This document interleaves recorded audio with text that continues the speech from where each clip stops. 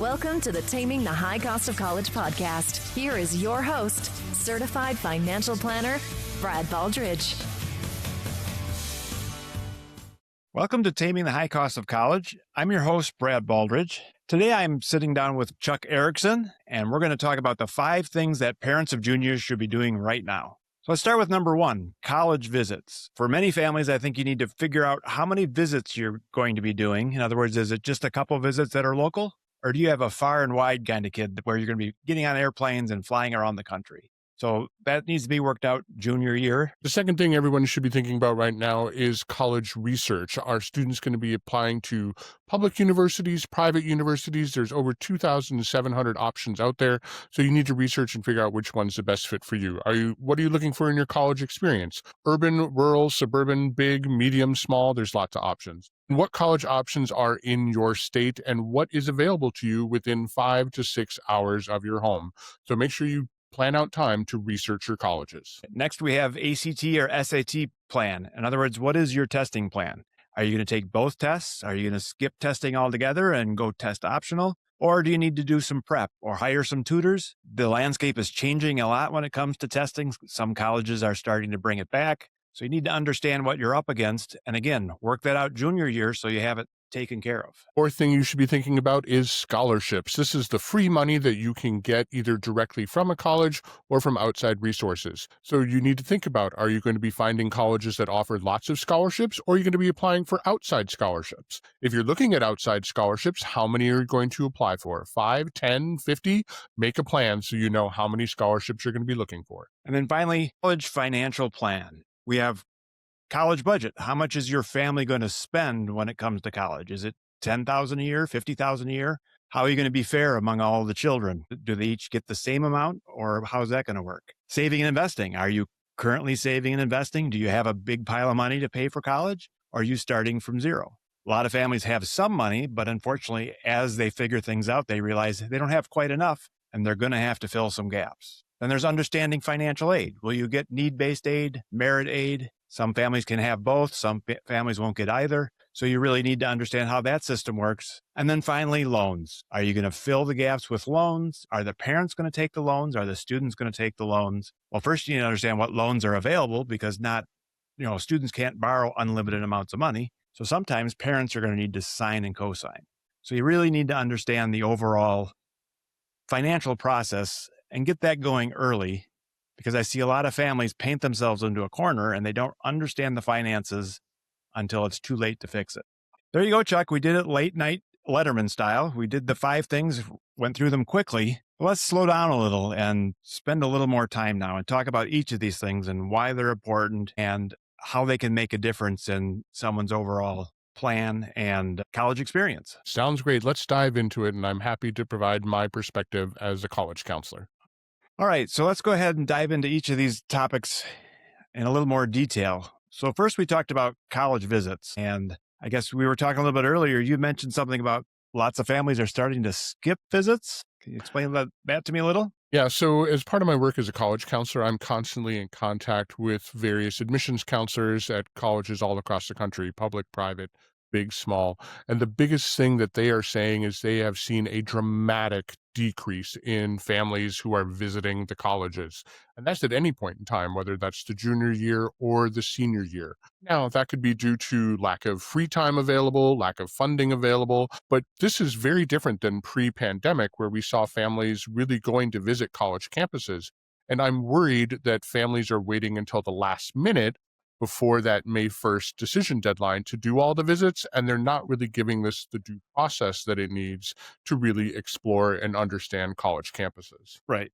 Yeah, I mean, I guess we've heard for years and years and years that one of the things you should be doing is visiting colleges. I guess with the pandemic and now new technology where we can do the virtual tours and that kind of stuff, I can see, perhaps skipping some visits, but some advice that I've always given my parents is just go do some local visits. It doesn't even have to be schools that you're ultimately going to put on your list. Just to be fair to the student, I think they need to see a big school and a small school and an urban school and a rural school. So when you ask them questions, they know how to answer. I mean, how can a 17-year-old that's never been on a college campus give any sort of input as far as what they're looking for if they haven't even, again, had that chance to shop around and look around. I agree. I think And that's these students really haven't had any college experience. Their only college knowledge is what they've seen on Netflix or YouTube or movies. They haven't really physically been on campuses. They haven't been going to college summer camps or like that. So parents need to, and I 100% agree with you, go visit the local places that are not too far from home. You don't have to spend a ton of money to go visit colleges. Find a day that everyone is free, and that could even be a Saturday, and go do college visits. So it's kind of like the right. Goldilocks tests.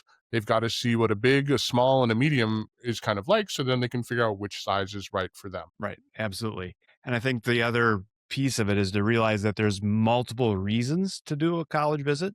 Certainly, you want to visit the colleges that are on your list that you might ultimately attend, just to kind of vet, again, the colleges you're going to pick and ultimately attend.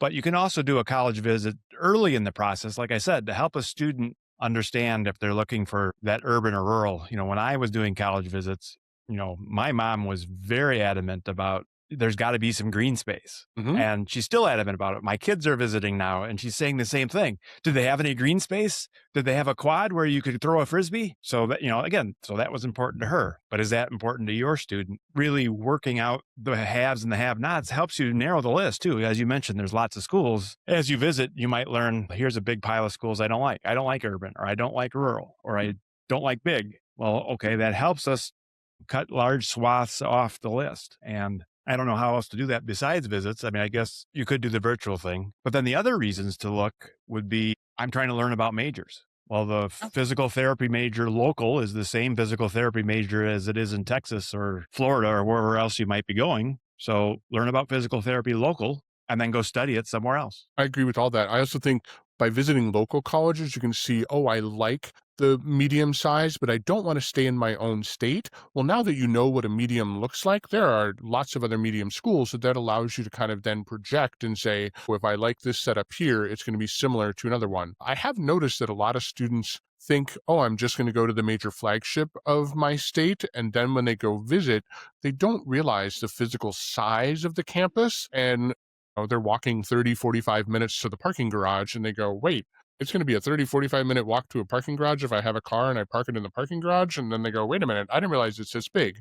That's the downside with virtual, is you don't understand the physical walking size. And everything on Right. virtual always looks great. The pictures are always perfect. Everyone's always smiling. People are wearing the college gear. Virtual looks practically perfect. And by going to visit, you get to see it in real life and not in a virtual setting where everything is just, pristine. Right. And of course, another caution there is, so now when you actually go to visit, there's a little bit of a bias potentially. Yes. As an example, I visited the college that my son ultimately attended. The day we visited, it was in April, but it was about 30 degrees and it was snowing sideways and the wind was whipping. And it's like, man, this is just miserable. All during COVID, by the way. So it was just not a great visit from a bad luck perspective. Luckily, he was able to kind of separate, well, bad weather can happen anywhere. That's not part of the decision, hopefully. Yeah, and the two biggest factors that students really talk about is the weather that happened when they were visiting and the experience of how engaging the tour guide was. And parents need to help students separate those out, because I tour colleges when it's raining. And I kind of go, well, if I like it at its worst, I'm really going to like it at its best. So I have to try and remove the weather. And tour guides are, flip a coin. Some of them are really awesome. Some of them are absolutely not trained at all. And yes, that is the person who is showing you around, but that is just one student's perspective. So if you didn't enjoy that one student's perspective, go back. That's a perfect reason to go back for another visit and get a different tour guide and see if the experience is different. Right. Absolutely. So I think we've talked enough about visits. We're probably going to make a whole podcast about it soon. So let's move on to college research. So college research what types is of really research are you typically recommending? What does that mean? This is when you got to kind of kick the tires and look under the hood, so to speak. So research is looking at everything from what type of academic programs are offered, majors, minors, although keep in mind, most students change their major within the first year, so you may not have to lock in. But again, looking at, graduation requirements or graduation possibilities within 4 years. I always look at retention numbers as to how many students are coming back for their sophomore year. But then I'm also researching the local area. What is it like in the neighborhood, the city, the town? I'm looking at what type of student organizations are available for students, sports, music, what is going to keep the students engaged inside and out of school. Is it a fully residential college where students live all 4 years, or is it a place where students only live on campus for 1 year and are commuting for the rest of the time? So I'm looking at a wide variety of factors when I'm researching. Right, exactly. So and again, it would tie back to visits. I visited colleges and I realized I really want to be part of the football crowd. So I guess I got to find a college that has a football team. Not all of them do, or a basketball team, or whatever it might be. Or I have a very unusual major potentially. So which colleges actually offer said major? Because obviously you could love the college, but if it's not offering the major you think you're targeting, you're going to have to change things up. So a One lot of note of caution, I was going to say one note of caution about all of this is looking at rankings, because rankings are very superficial and they're not always directly connected to data. And there's a ranking list for every type of thing that is out there.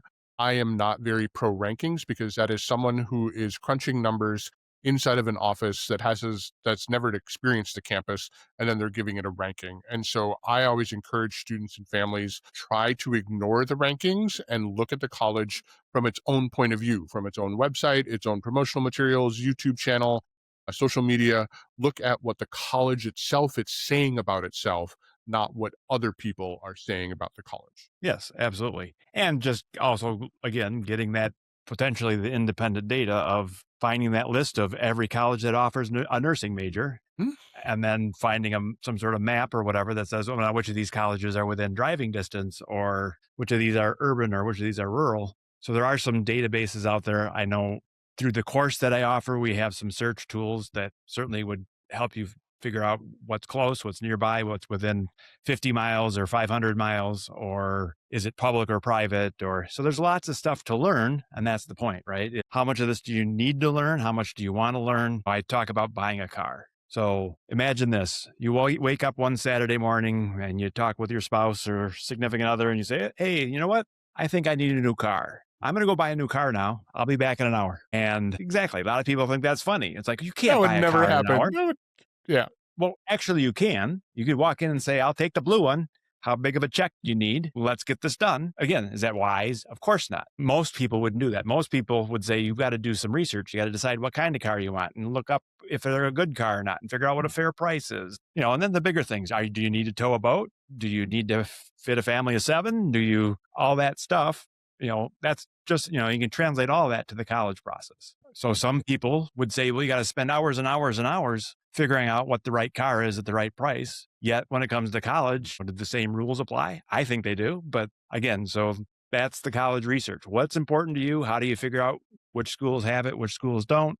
What's important to the student? Make sure they're part of the process and move on from there. All right, next we have test planning, ACT or SAT. I guess for the beginners out there, what is an SAT or a ACT? These are standard exams that have existed for, I don't know, probably over 50 years or higher now, that are really a way to offer a different independent metric of a student's knowledge and capabilities outside of what is on the transcript. But they are very different. They're different styles. They're both now offered online primarily. And what has really changed, I think, for our generation and older is that back in our time, a lot of schools said we either want the ACT or the SAT, and now that is not the case. All colleges will accept both, so it does not matter which one you take. It is going to kind of matter what your high school provides. Many high schools allow for a student to take a free ACT or SAT, typically in the spring semester of the junior year, and I always highly encourage students to do that. But some students will take one and then try doing the other one and actually have a higher score on the other version. So if you like taking tests, feel free and take one of each. But many students are fine just going with the one that is offered free from their high school and then coming up with the testing plan from there. Right, exactly. And I think some families realize that testing is important because maybe the schools they're interested in have high test requirements where they expect really good scores. And Again, the driven student might say, I'm actually going to take this test 4 times and I'm going to do some tutoring in between and I'm going to really work at it. And if that's your student, well, now you need all of junior year potentially to get all that done and maybe even into some of senior year. Whereas some other families are going to say, well, we'll take it the free one at school. If we get a good score, great. If it doesn't turn out so well, we'll just look test optional because we don't want to worry about it. We don't want to stress about it. My kid's not a test taker. Hear that all the time, right?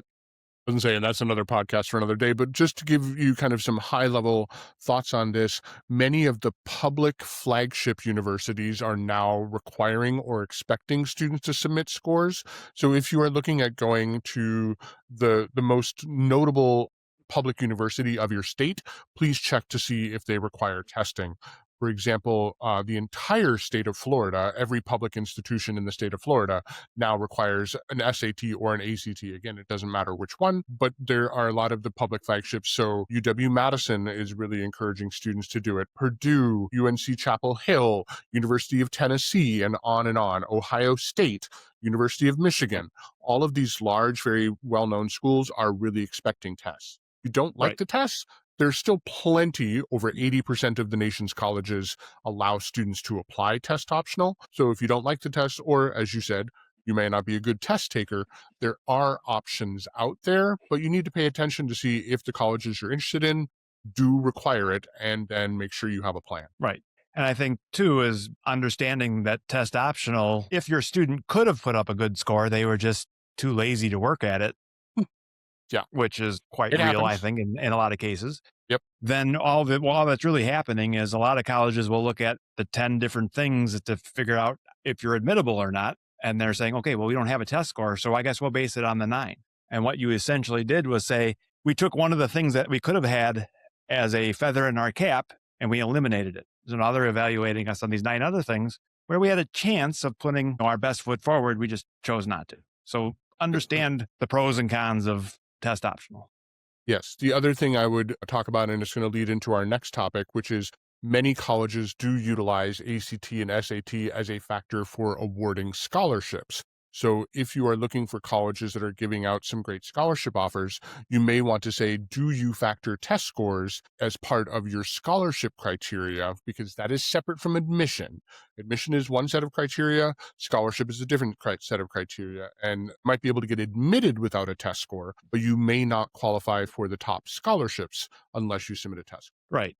And I've also seen situations where if you have an ACT of 3.8, you qualify for a $20,000 scholarship, merit scholarship. And if you have that same 3.8, but your ACT score is a 30 or better, there's a different table. And that scholarship is $26,000. So it's $6,000 if you can provide a test score that's of the right number. Right. I had a student this year who had a high GPA. First ACT score was lower, and the college that she was really interested in said, well, if you get this ACT, which is 3 or 4 points higher, she would have gotten an additional $5,000 scholarship money. Parents said, okay, $5,000 over 4 years, that's $20,000. We are going to invest some time and energy into test prep to help her improve her ACT score. She did.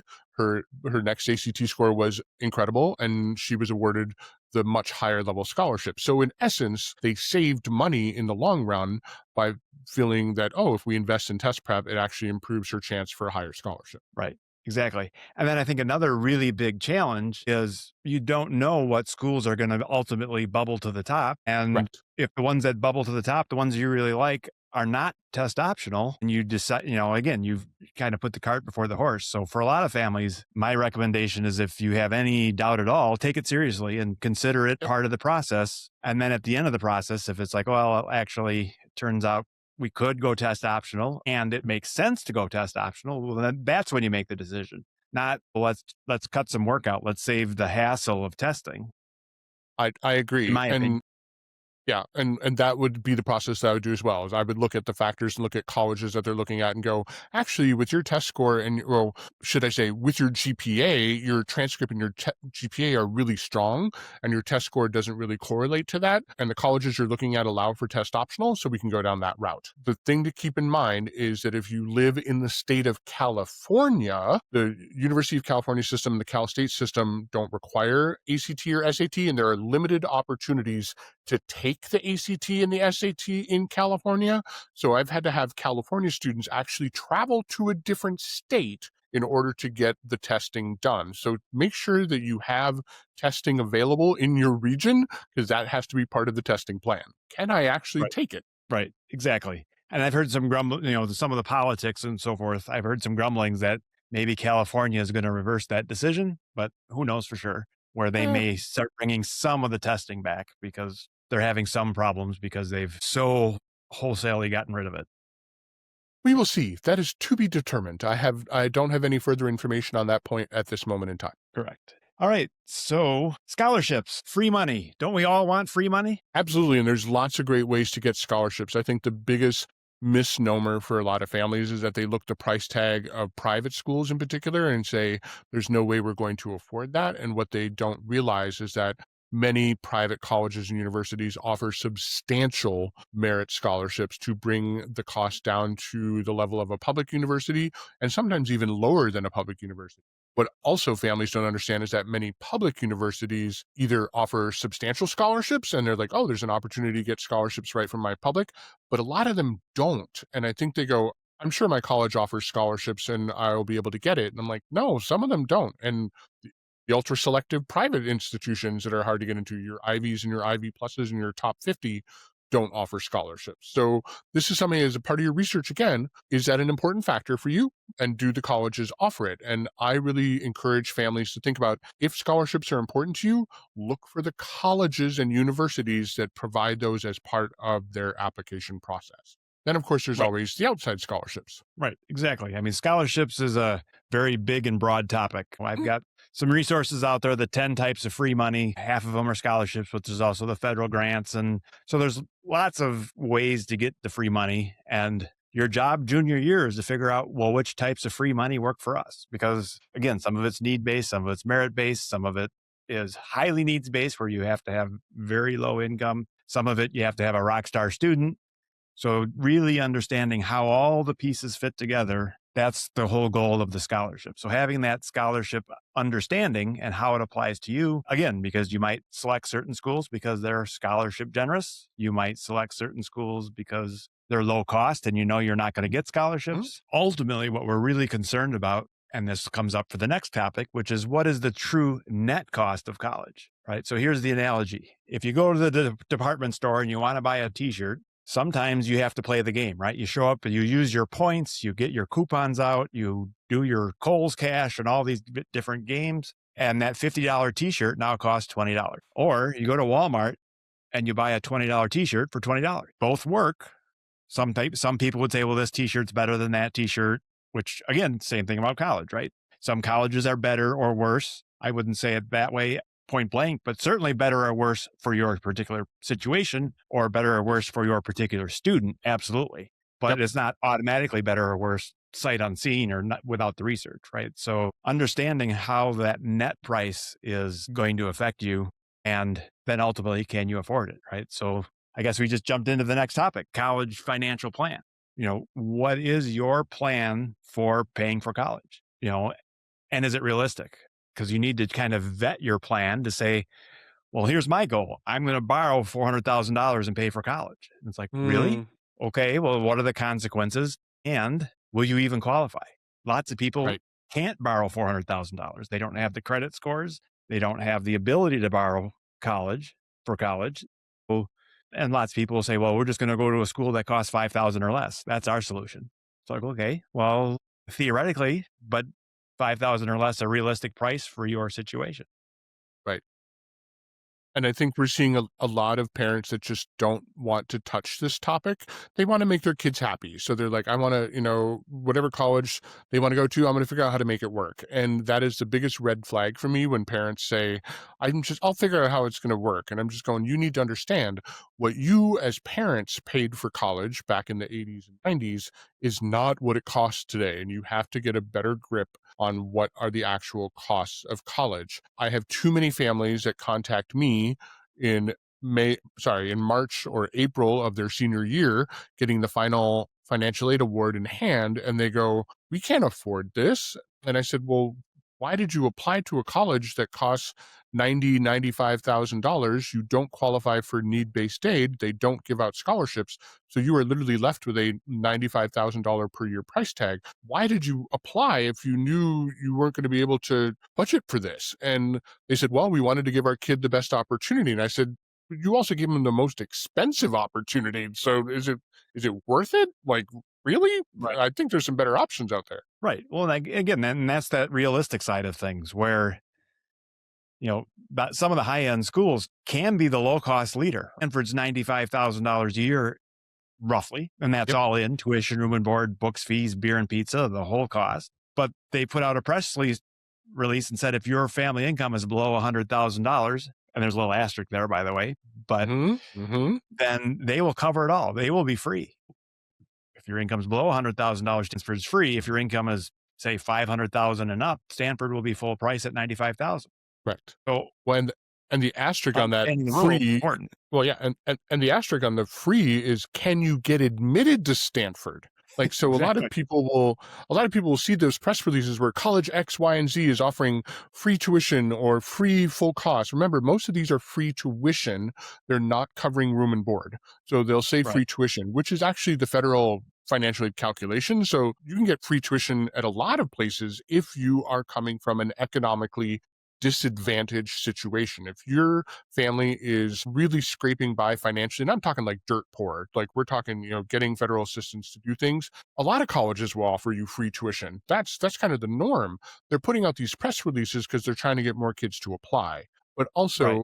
there's the asterisk that can you get admitted to these higher, hyper selective institutions? It's like, yeah, it's free if you go, but they have an acceptance rate that's somewhere between, 2 and 5%. Like, come on. Right. Exactly. And then the other thing they don't mention is, well, what if you own a business or somehow can manipulate your income? That's the other Yes. aspect, right? Is, yeah, you might be able to manipulate your income low, but they're going to dig a little deeper and check your assets and check your tax returns and really understand, their goal is to help people that deserve it. And they're going to dig a little bit to try and figure out if you're just working the system or if you truly deserve that type of free money. So They, I was gonna say, they yeah, might even look up your home value. Like, some families will be like, "Oh yeah, we've paid off our mortgage. We don't have a mortgage. We don't have debt. We own our home outright." But they claim that they have no money because maybe something happened in their situation. Colleges can Zillow your house and be like, "Oh, you currently live in a very expensive house. You aren't dirt poor. You might look dirt poor on number wise and via taxes, but you aren't because you purchased this house or you were gifted this house, 20, 30 years right. ago." Right, exactly. All right. So understanding how the net cost of college is going to work for you is always a big challenging project for families. And we do offer a course where you can understand how need-based aid and merit aid will affect your net price. And you can actually use it to, again, get a good preliminary price for most colleges. And again, there's a little bit of an asterisk in that nothing is perfect, especially in the college world, because generally colleges can do what they want in some instances. So we can't predict every college all the time. But again, gives you some good working knowledge so that you have reasonable numbers and you're not, again, painting yourself in a corner or assuming things that perhaps won't come to fruition. Any I other think final that's thoughts? I think we should wrap things up here. We've covered the 5 things. Any closing remarks? Yeah, I was going to say parents just need to be more aware and students need to be more involved in the process. My biggest thing is start early and stress less. If you can start this process earlier, you're going to have less stress. And my other big mantra is, this is a marathon, not a sprint. So this is going to take weeks, actually months. On average, it takes a student and family about 18 months to go through this entire college search, application, scholarship, financial aid process. So start early, stress less, and remember that this is a marathon, not a sprint. I'm always happy to meet with students for a free consultation or meet with parents for a free consultation to see how I can help assist them in this process. All right. Well, thanks, Chuck. All our information will be in the show notes and in the YouTube comment area if you want to learn more about it or find some of our other work. That's all we have for today. We'll see you next time. Thank you for listening to the Taming the High Cost of College podcast. Now it's time for you to take action. Head to tamingthehighcostofcollege.com for show notes, bonus content, and to leave feedback for Brad. The next step on your college journey starts now. Brad Baldridge is a registered representative of Cambridge Investment Research and an investment advisor representative of Cambridge Investment Research Advisors, a registered investment advisor. Securities are offered through Cambridge Investment Research Incorporated, a broker-dealer and member of FINRA and SIPC. Brad owns two companies, Baldridge Wealth Management and Baldridge College Solutions. The Baldridge companies are not affiliated with Cambridge Investment Research.